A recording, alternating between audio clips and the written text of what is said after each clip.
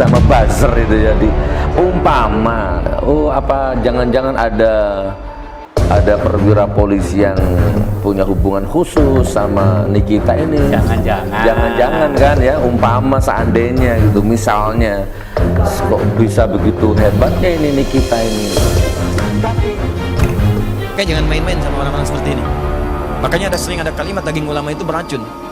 Hati-hati tuh, sekarang saya ingatkan ya kalimat ini karena sering ada orang bermain dengan ulama tuh, ngedit fotonya, dibuat begini, buat begitu, keluar aja kalimat tuh, udah tuh, ya. Udah paling ringan meninggal mengenaskan, paling ringan tuh, paling ringan. Karena ulama itu pewaris Nabi. Kalau antum menyakiti ulama, nyakitin Nabi. Itu hadisnya ada. Wa innal ulama warathatul anbiya di Ibnu Majah, nomor hadis 233. Wa innal ulama warathatul anbiya. Para ulama itu pewaris Nabi. Antum punya warisan antum diambil orang, marah antum kan? Antum punya warisan tanah antum, warisan bapak diambil orang, antum marah. Ya warisan Nabi diambil antum, dicela antum, ya Nabi marah lah. Paham ya? Ya, yang paling bahaya, ulama itu ditempatkan nomor 3 oleh Allah setelah malaikat. Ya, syahidallahu annahu la ilaha illa huwa wal malaika wa ulul ilmi. Ulama urutannya ditempatkan oleh Allah, dipuji.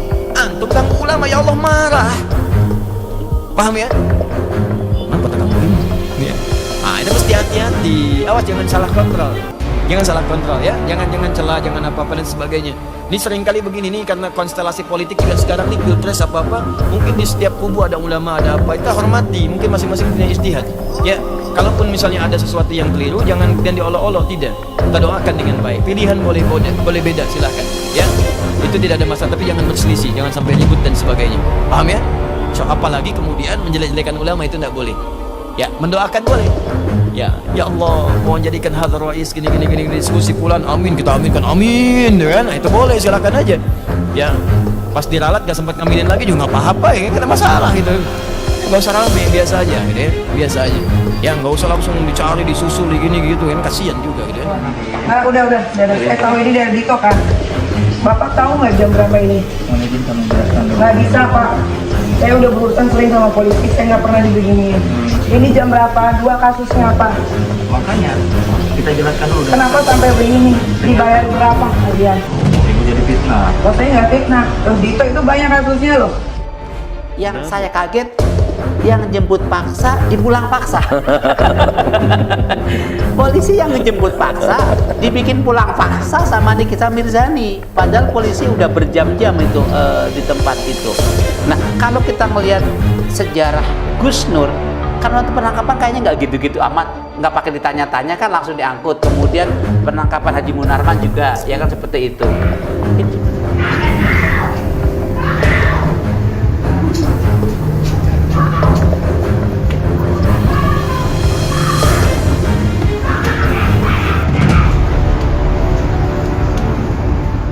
Ini makar Allah yang sangat dahsyat. Masih ada manusia yang ngalah-ngalahi dajjal, ngalah-ngalahi setan, ngalah-ngalahi binatang, bisa-bisanya menfitnah Habib Rizik sampai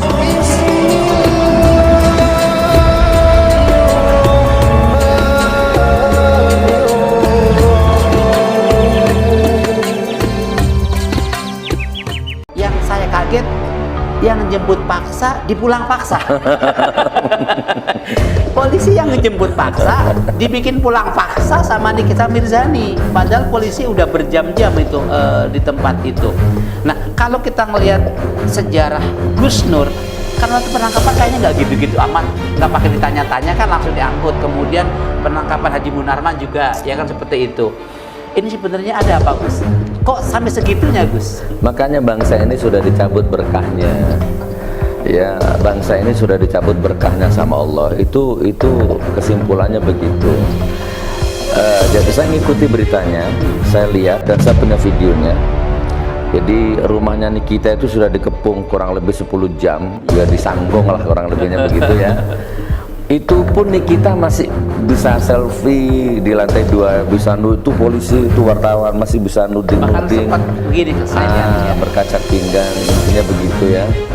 Ya, oke, sebelum saya jawab, gimana Pak Kapolri ya, gimana Pak Polisi ya, semualah dari Kapolri sampai Kapolsek lah intinya ya. Jadi Anda makan hidup itu ada uang APBN, APBD, ada uang rakyat di situ ya. Baju yang Anda pakai, mobil dinas yang Anda pakai, fasilitas hidup yang Anda pakai itu kan ada keringat rakyat, ada darah rakyat, ada air mata rakyat. Maka dan undang-undang agama, undang-undang pemerintah kan menuntut wajib polisi itu harus netral, harus adil, kan dalam menangani hukum itu harus adil. Tapi gimana seperti ini? Jadi bukan hanya urat malu yang putus kalau menurut saya, ini urat iman putus ya. Urat iman putus Anda ini. Oke, Ustadz Maher, Gus Nur, Habib Rizik, Habib Bahar, Haji Munarman, dan banyak lagi. Tapi saya nggak usah cerita orang lain, saya cerita saya saja. Dilaporkan 3 hari, hari ini dilaporkan, 3 hari kemudian dijemput di rumah. Ya, jam setengah 12 malam. Saya lagi bekam tuh, belum selesai bekam, sudah tiba-tiba polisi meringsek masuk ke dalam. Sebagian ngobrol sama saya minta tanda tangan, yang lain masuk ke dalam. Kamera, laptop, wifi semua dicabutin di meja kantor tuh, ringkas, singkat sesingkat-singkatnya. Dan hari itu juga saya dibawa ke Jakarta.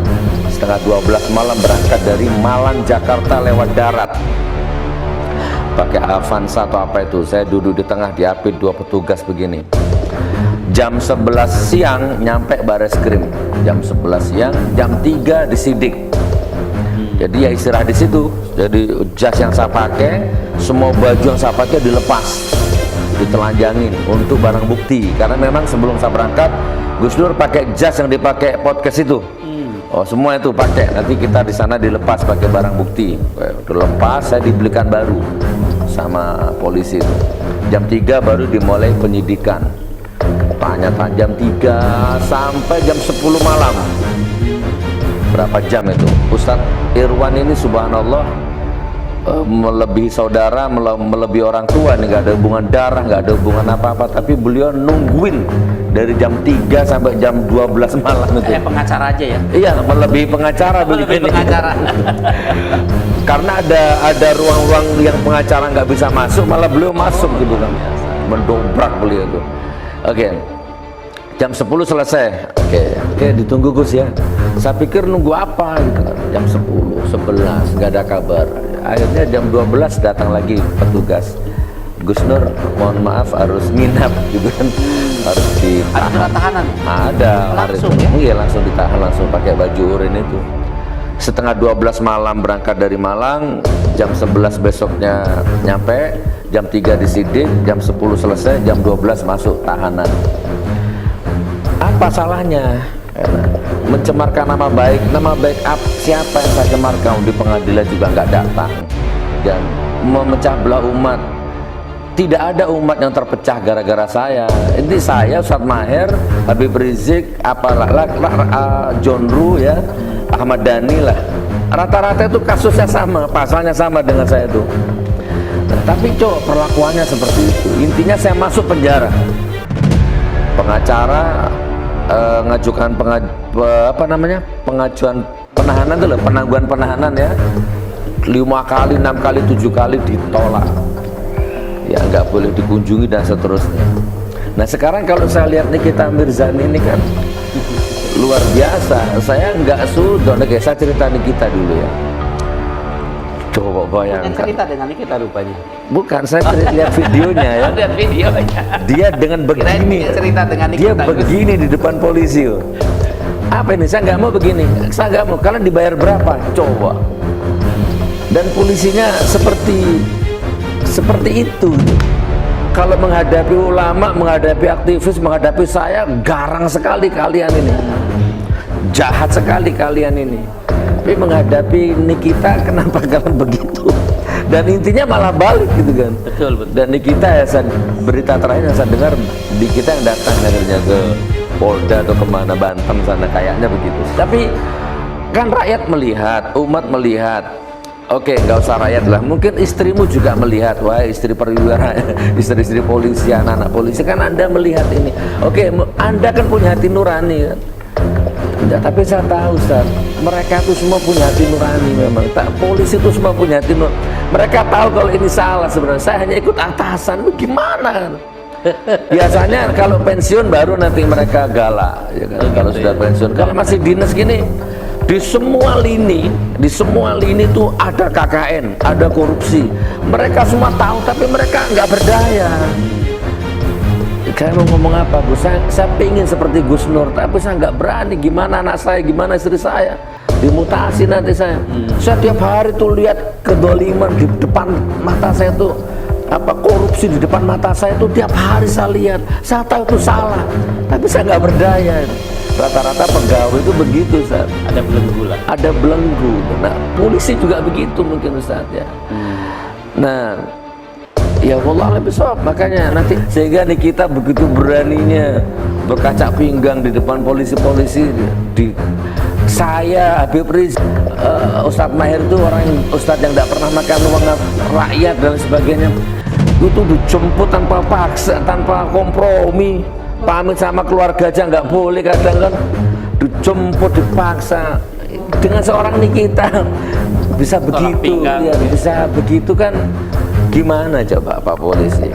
Jangan-jangan kan, kalau jangan-jangan kan nggak ada deliknya, Ustaz. Umpama jangan-jangan Seandainya kasih timer nanti dipotong sama buzzer.